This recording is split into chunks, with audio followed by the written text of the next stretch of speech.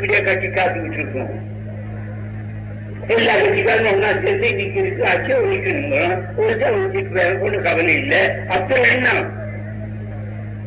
இன்னைக்கு தெரிஞ்சுக்கணுமா மரவா பேசுறது நாளைக்கு நிறைய பேசுறோம். பேசுறான்னு பார்த்தா மாலை போட்டு வரவேற்கிறோம். அவனுக்கு விளம்பரம் கொடுக்கிறோம். எனவே தோழர்களே, நம்முடைய நிலைமை உலகத்திலேயே பெரிய மானக்கேடான நிலைமை. 2000 வருஷமா இருக்கிற முட்டாள் பணத்தை விட இந்த சட்டத்தில் இருக்கிற இந்துலாவிலையும் மற்ற அரசியல் சட்டத்திலேயும் அது பெரிய முட்டாள் பணம். அதை விட இதை சொல்லி மாற்ற செய்யாம இந்த ஆட்சியிலேயே நாம குடிமகனா இருக்கிறோமே, அது மானம் கட்டத்தனம். பொழுது சின்னவனுக்கு இந்த ஆட்சி வேணும் வேண்டான்னு சொல்லல. மானத்தோட பிழைக்கிறவனுக்கு இந்த ஆட்சியை ஒழிச்சுதான் ஆகணும். என்னடா முன்னாட்ட நானே என்னத்த நீயே என்ன செவிய மகன் சொல்ற, மாத்தையா மூட்டை கட்டையான்னு கேட்டுதான் ஆகணும். இல்லாட்டா விதி இன்னும் நாளைக்கு இப்படியே இருக்கிறது. இப்படியே இருக்கும்னா என்ன நிச்சயம்? நாம அவங்களுக்கு நாளைக்கு மாற்றிடலாம். மாற்றினாலே நம்ம கலைஞர் கருணாநிதியவர்கள் கல்வினா 6 வேணாலும் பூஜை பண்ணா, ஆனா முறைப்படி செய்யணும் அப்படின்னு யாருக்குமே அனுமதி கொடுத்தாரு. பாப்பா கோர்ட்டு, சுப்ரீம் கோர்ட்டுன்னா பாப்பா கோர்ட்டுன்னு பேரு. சிரிக்கவே அவங்க தமிழனுக்கு இடமே இல்லை. போனாலே அவனுடைய அடிமைதான் அங்க போவான். அவன் சாஸ்திரத்தை பார்த்துட்டு தான் தீர்ப்பு பண்ணுவான். கோயிலுக்குள்ள போறது தப்பு, சாஸ்திரம் விரோதம்.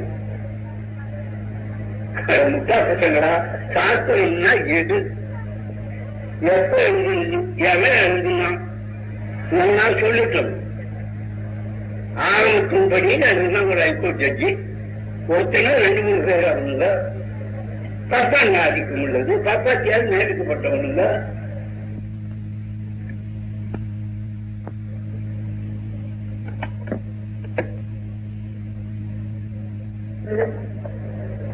என்னைக்கு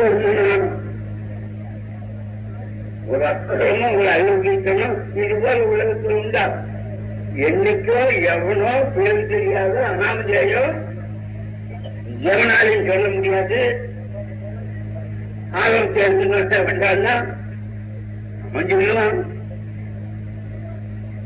பரிசு எழுதுனான், நாரகம் எழுதுனான், சிக்கம் இருக்கிற எழுதுனான், மண் எழுதுனான், வெங்காயம் எழுதுனான். இந்த கட்டைகளுக்கு வயசு என்ன கவனிக்கணும். நாரகம் 5 கோடி வருஷத்துக்கு முன்ன பிடிச்சிருக்கான். 5 கோடி வருஷம். ஒவ்வொரு கற்பத்திலும் ஒரு கற்பம்னா 3 கோடி 4 கோடி 5 கோடி வரைக்கும். அப்படி 10 கற்பம் அப்பெல்லாம் இருக்கலாம் நாரகம். அப்படின்னு இருந்தானா இருக்க முடியுமா? அதை வச்சு கேஸ் பண்றாங்க கோர்ட்ல. அதனுடைய அர்த்தம் என்ன? ஆளுநர்கள் எத்தனை அயோக்கியர்கள், ஆளப்படுறவங்க எத்தனை மானங்கட்ட பகல்கள். இதோட வேலைன்னு சொல்ல முடியும். இதுதான் விட அக்கறமோ. ஐயா சொன்னாரு இப்போ இந்து தாங்கிறாரு. ஆறு இந்து, இந்துங்கிற வார்த்தைக்கு என்ன அர்த்தம்? என்னைக்கு முதற்கொண்டு இந்து வந்தான்.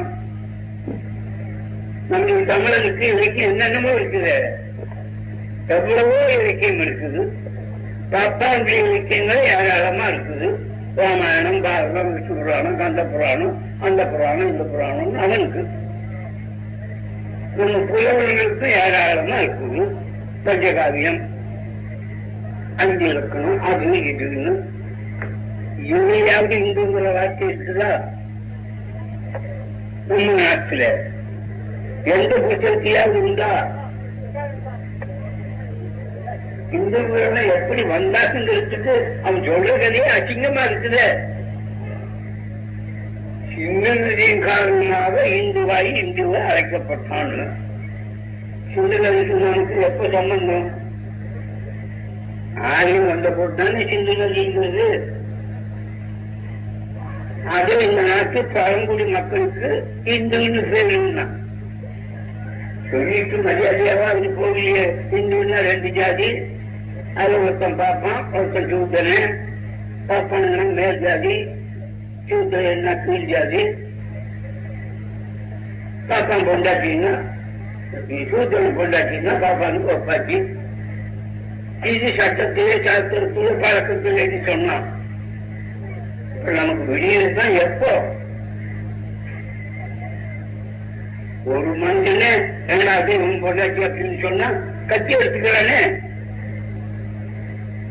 தனிப்பட்ட மனுஷனே உன் பொண்டாட்டின்னு சொன்னா கத்தி எடுத்துக்கிறான். இத்தனை பேசி என் தேவையா மறந்துங்கிறான். ஒரு பேருக்கு மானம் இல்லைன்னா மானம் இருந்தா இந்த நாட்டில் சாப்பாடு குஞ்சு இருக்குமா? இருக்க முடியுமா? ஒரு பய பூனலை போட்டு நம்ம எடுத்தாலும் வரலாம்னா என்னடா அர்த்தம்? இந்த பூனலுக்கு அயோக்கிய பயில என்ன அர்த்தம்? பிராமணன் சூத்திரன்னு அர்த்தம். அப்படின்னா என்ன? பூனலுக்கு அப்பாக்கு மகன் அர்த்தம். போலீஸ் பிள்ளை அப்படிங்கிற ஆத்திரங்கள் வரும். நமக்கு மானம் இருந்தா உன்னை ஒருத்தம் கொண்டாச்சின்னா என்ன ஆத்திரம் வருமோ அப்படி அதுக்கு மேலையில ஆத்திரம் வரணும். உன்னை சூத்திரன்னு ஒருத்தம் சொன்னா நாதி இல்லையே, சொல்றதுக்கு ஆள் இல்லையே, சிந்திக்க ஆள் இல்லையே. ஒரு ஓட்டுக்கு என்னென்ன கொடுக்குறான்? பொண்டாட்டி தவிர மொத்தம் எல்லாம் கொடுக்குறானே ஓட்டு வாங்கறதுக்கு. இதுக்கு கவலையே பட மாட்டேங்கிறானே. முன்னேற்ற கவலைக்காக மற்றவர்கள் என்ன வைவா இவனுக்கு என்ன கேடு இந்த வேலையாம் பண்ணிட்டு இருக்கிறான். அவனுக்கு ஓட்டு தான் பெருசு. அவன் பொண்டாட்டி பிள்ளை பற்றி அவனுக்கு கவலை இல்லை. இன்னும் யாரு போனா வழக்கத்துக்கு வந்துடும். கொண்டாட்டி கூட கொடுத்து ஓட்டு வாங்குறாப்புல. ஏன்னா அந்த உத்தியோகம் அந்த பதவியும் அவளை உயர்வா போச்சு. சமுதாயம் எவ்வளவு நாம முன்னுக்கு வர வேண்டியவங்க. ஆகியத்துக்கு போய் கத்துங்கிறாங்க இருக்கிறோம். சொல்லுங்க, வெளிநாட்டுக்காரன பாரு, வெள்ளக்காரன பாருயா. வயிற்றிருக்கீங்க ஆம்பளை கம்பெனி அவங்க அம்மானமா இருந்தவங்க. நீ தலை பொண்டாக்கி மக அக்கா தங்கச்சின்னு முறை வச்சிருக்கிற போது அவங்களுக்கு அக்கா தங்கச்சி முறை கிடையாது. அவரை காட்டுங்களாண்டியா இருந்தவங்க. எங்க அவங்க ஆகாசத்துக்கு பறக்கிறாங்க, ஆகாசத்துக்கு மேல என்ன போயிட்டு வர்றாங்க, சந்தன இருக்கிற தீயில போய் உட்காந்துட்டு வர்றாங்க. 2,30,000 மைல், 5000 மைல் வீதம் பறக்கிறாங்க. இன்னும் அவங்க தெளிவு அக்கள் அதிசய அற்புதங்களை பார்த்தீங்கன்னா உங்களுக்கு புரியாத.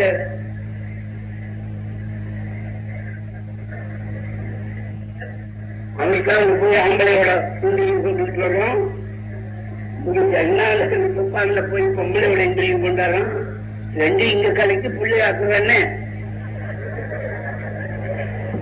இப்ப நினைத்து முன்னாள் வந்த விஷயத்துல அவசரப்பட வேண்டிய 2 மணி இந்திரியத்தை பேர் வாங்கி வச்சுக்கலாம். ஒரு பிள்ளைக்கு கூட பிள்ளை உண்டாக்கலாம். 10 வருஷம் ப்ராப்பர் இன்னைக்கே பண்ணிக்க வேண்டியதில்லை.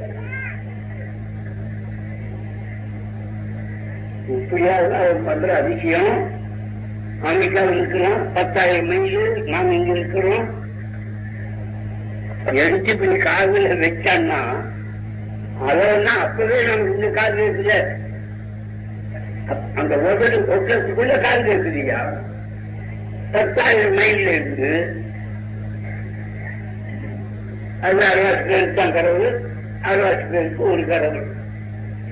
அது சந்தேகம். ஆனா நம்பணும். இங்கிறவன் இந்த முட்டா பசங்களுக்கு 1000, 2000, 5000 கடவுள். ஒரு காரியம் பண்ண முடியுது இந்த கடவுளால. காரியம் பண்ண முடியலன்னா சும்மாவா இருக்கிறோம். எவ்வளவு கோயில் அதுக்கு மெட்டல் கொண்டாச்சு, வப்பாச்சு, கல்யாணம், கருமாதி செலவு, எத்தனை பேருக்கு செலவு, எவ்வளவு பேருக்கு உற்சவம். அரசாங்கம் அதிகாரம் சொல்றாங்கன்னு தவிர மடப்பைய குட்டிச்சவரா போகுது இந்த படம்னு ஒரு பேர் கூட நடிக்கிறது இல்லையே. கோயிலுக்கு போகாத எவன் இருக்கிறான்? கோயிலுக்கு போயிருந்தான், குளிக்கலாம், முழுங்கிறான், பட்டு கட்டிக்கலாம், எட்டி குளிச்சுட்டு போயிடலாம், ஏன் தீட்டாளுங்கிறான். கோயிலுக்கு போகணும்னே டக்குன்னு வெளியே நின்றுக்கிறேன்னு வாட முடிச்சுட்டு 2ஆம் மணி அங்க நிற்கிறேன்னா நான் திரும்ப உள்ள போகலாமாங்கிறான். எப்போ 1963 நாம ஒரு நாடு, நாம ஒரு சமுதாயம், நமக்கு மானம் அவமானம் ஒன்று இருக்குது அப்படின்னு சொல்ல முடியுமா? அது பேசிட்டு யாரு பாடுபடுறா? நாங்க தானே 3 பேரு,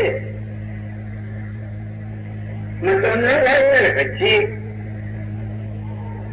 ஒரு கட்சிக்கிட்ட ஒரு கடவுளை வச்சு பேச மாட்டோம். பிரச்சார கம்யூனிஸ்ட் அவனுக்கு முதல் வேலை கடவுளை ஒழிச்சான், கொள்ளையடிச்சான், பாதி இவங்கெல்லாம் வச்சுருந்தான். உங்களுக்கு கம்யூனிஸ்ட் என்ன பண்ணலாம்? போயிட்டீங்களாம்.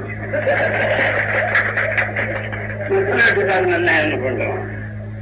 மனுஷனை பற்றி எவனுமே பேசுறது இல்லையே. பண்ணா வரும்படியா அதைத்தானே கேட்கலாம், அதுதானே பண்ணலாம். இவ்வளவு பண்ணணும், இவ்வளவு பிரச்சாரம் பண்ணணும், மகள் நாளில் தான் நடத்தணும். எவனையா எங்களை ஆதரிக்கும்? பயப்படனே ஆதரிச்சா வீட்டுக்கு போயிடுங்க, ஆதரிச்சா அடிச்சாங்க என்ன பண்ணுமோ? அவனுக்கு சோழர்களே, இப்ப நமக்கு வேண்டியதெல்லாம் மான உணர்ச்சி வேணும், நமக்கு இருக்கிற இனிமை வேணும். அப்புறம் மேல போகணும். மனுஷனுக்கு இருக்கிற உரிமை என்ன தெரியுமா? மனுஷனுக்கு இருக்கிற சக்தி உரிமை. ஒவ்வொரு மனுஷனும் குறைஞ்சது 500 வருஷம் இருக்கலாம், 500 வருஷம் இருக்கலாம். இப்ப இல்லையே, இப்ப 57 வயசு தான் இருக்கிறோம் சராசரி. எனக்கு 91 இன்னொரு நாள் ஒரு 10 பேர் இருப்பான் 100 வயசானவன். இருக்க முடியலையே. வெள்ளக்காலம் வந்ததுனால இந்த அளவாவது இருக்கிறோம்.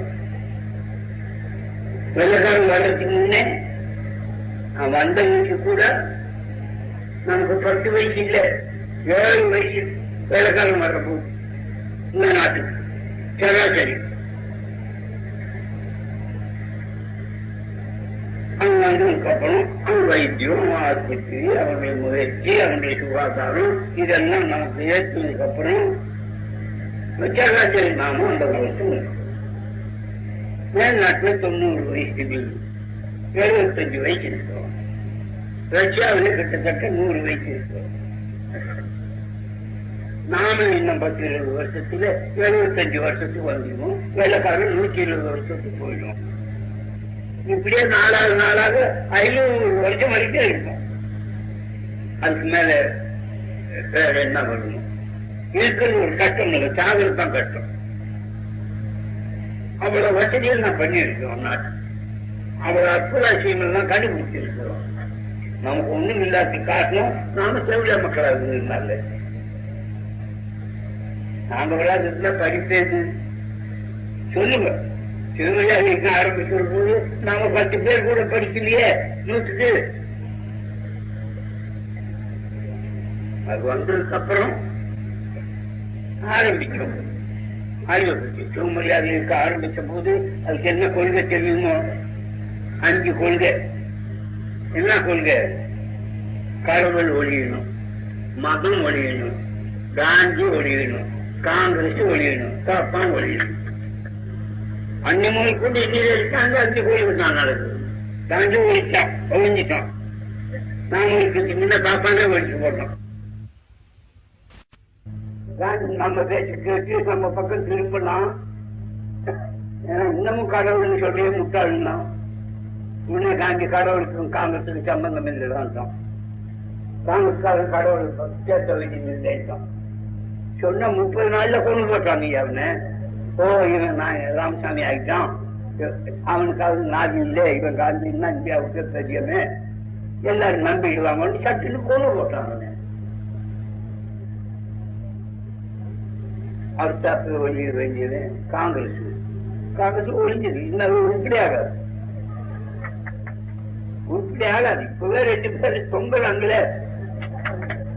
2ஆ பிரிஞ்சது. ஒண்ணுக்கு ஒண்ணு மானம் கட்டி தெரியுது.